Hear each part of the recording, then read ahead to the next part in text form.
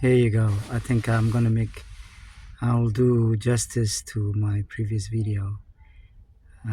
Looking at it again, I don't think I did it didn't touch the spot that I wanted to touch. So, yeah, about 3 days ago, I think 2 days ago, I was driving on the highway in rush hour traffic. And then my phone is ringing like 6, 7 times from this Kess Brehanu that I mentioned in my other video. And I'm wondering, wow, Kess Brehanu's calling me. This is a case that I never calls me. When my father died, he never called me. So I'm kind of surprised because even when I ask him questions, but I was like, what could I possibly have done for him to give me a phone call? But then I realized I did finish the 3 chapters. I mean, the 1 chapter of his book in the audio book that I was trying to make. And then, so when I finally called him and got in contact with him, he said, "What are you doing with my book? Leave my content alone." He was not happy at all.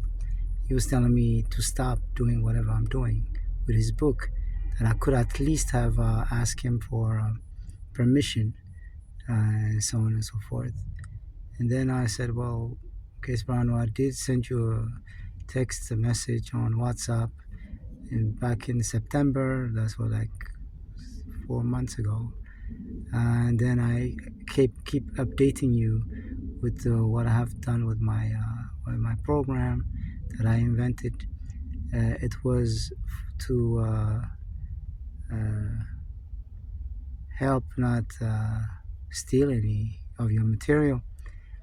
And he said he didn't know about any of my texts. He never read anything, that people still steal from him all the time online.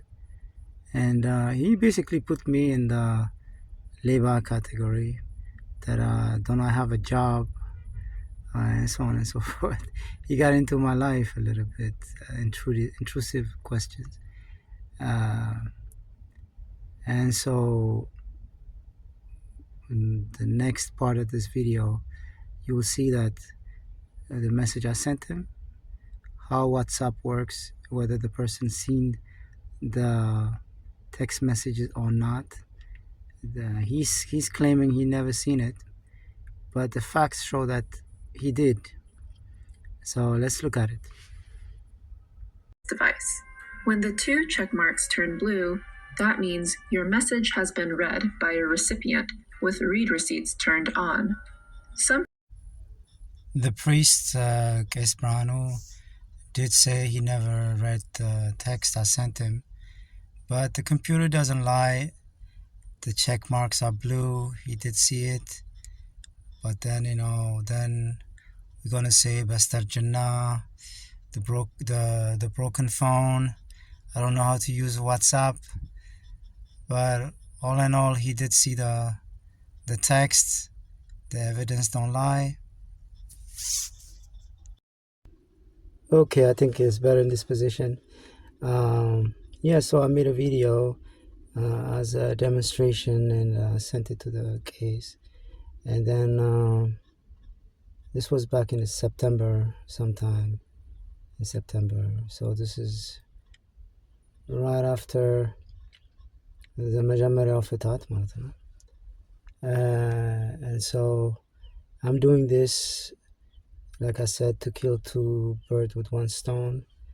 1, to develop my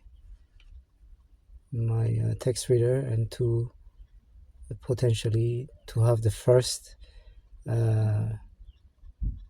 audio book made by the first Amharic text reader. So I was excited by this idea, So I presented it to Kess Brehanu via WhatsApp and the text.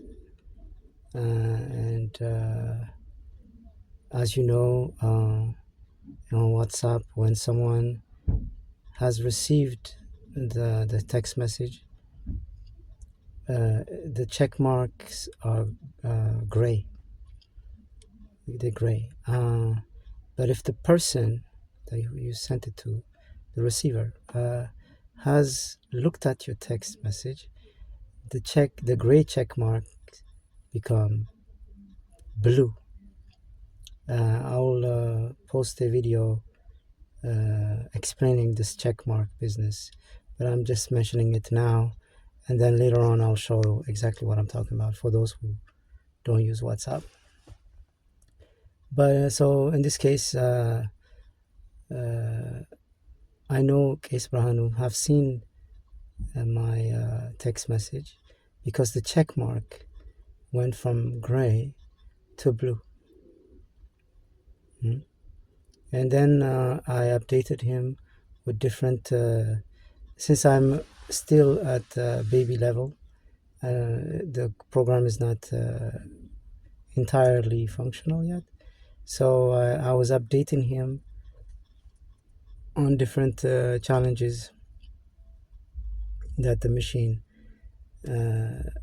was encountering. ለምሳሌ በአማርኛ አለ እና አለ የሚለው ማሽኑ is just going to read it as አለ, even if you want to say አለ. So you need to find a solution for the machine to distinguish between two words spelled the same way, but አንዱ ይጠብቃል አንዱ ይላላል. So it's a machine, so you have to teach it literally Amarinya. And so there were different challenges like that, and I was sharing it with him. And he would look at it, but he would look at the text, because the text check mark ይናገራል. I asked him. But the case never wrote me back. Totally ignored. In fact, at one time, I also sent him a Giz book, Zena Mawal, Nugus Zakafa, but he never even completely ignored it. And then the day before yesterday, so this is a case who would never, like when I ask him a question on some topic, he barely answers. I mean, he gives you በጣም የተቆጠበ መልስ ምናምን ነው የሚሰጠውና he will never call you or anything like that. And all of a sudden, the day before yesterday, I'm driving on this highway, morning rush hour, and then I get 6-7 calls from this priest. Kess Brehanu has called you 7 times on my phone. I'm like, what? Am I dreaming, or what's going on? This priest never calls. He barely answers anything that you ask him. And suddenly he's calling me. And then I must add that I had finished the first chapter of the book, and I had made a video. A video can only have a certain amount of time. There's a time limitation, and so that was another obstacle to what I was trying to do. And so I found a way to fit in all the pages of one chapter into one video. I have found a way, and so now that I found a way, now I could do all the book. And so he knows that, because the priest called off the little project I was making, because he knew that I was actually finished with the book pretty much, because there was only one obstacle and I would have been done. So but the thing is, we should think of the people in Addis Ababa right now becoming homeless. Their homes are being destroyed. rich and poor, they are becoming homeless, literally. I have a video showing that, like a week old, and they don't have time for kane ምናምን. I don't think this is the time. I think we should think for the society, not for the individual. But the priest is saying, oh, you know what, I'm thinking about me, my kane, my book, and all that. I don't know. I think ሐዋርያት ሲያስተምሩ, they weren't charging for what they teach. Like, I come up with this kane, and you go, I'm going to charge you for it, I don't think that's how it was. I think they were just teaching people because it benefited the people. It wasn't an individual production. It was for the society, from the knowledgeable person. I think it's all upside down. I think the priest should reconsider. You know what? He can do whatever he wants. All I'm doing is what I'm doing. I didn't steal anything from the priest. That's really what I wanted this video is about. Be careful who you help, because that person can turn around and sue you for you helping them, or you think you're helping someone, but that person totally can backfire and say, hey, what are you doing with my product? That's what happened to me. So this is a teachable moment, and to be more transparent, I did not only send him only one text message, but I gave him updates along the way, and all of these text messages have blue check marks, so he knew, fully was aware that what I was doing. He was following up, he was paying attention, but ignoring or replying. He never replied. But then as soon as I finished the first chapter, and I went over the hurdle that was slowing me down in completing the book, once I did that, then I got that phone call in the morning 6-7 times and ordering me to stop. And it goes to show you, this priest never called me ever before, but when it was about his book, he did. He told me he doesn't like how the reader reads. It's disgusting. He doesn't want to be associated with my text reader at all, and that I need to stop. And I did. I stopped. I respect his decision. After all, that is his book. But in Ethiopia, deception is the big weapon. ቅስምን ለመስበር ብዙ ሰው ይሞክራል። ተንኮል is in every individual, old or young, and that's how it works. But me, I'm not going to be discouraged by this. I did gain from it. I didn't lose anything. However, I want to clear out my name. I've never stole anything from this priest. Whatever he says about me, I never stole anything from him.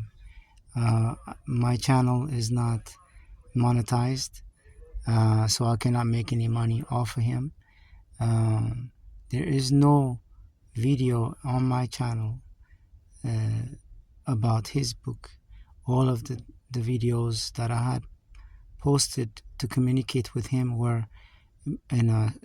the status of the videos were private, so no one could see it except me and him. And those videos have been deleted. Any promotion that I did on about the book on Twitter or X, I deleted that too. And I will give the hard copy that my cousin gave me. I'll give it back to my cousin. I want nothing to do with this priest and his book. So if you think I stole from him, or you hear rumors of me stealing from him and making money off his content, that never happened. If God forbid he sues me, I have evidence. So peace. The truth will reign anyway. Peace.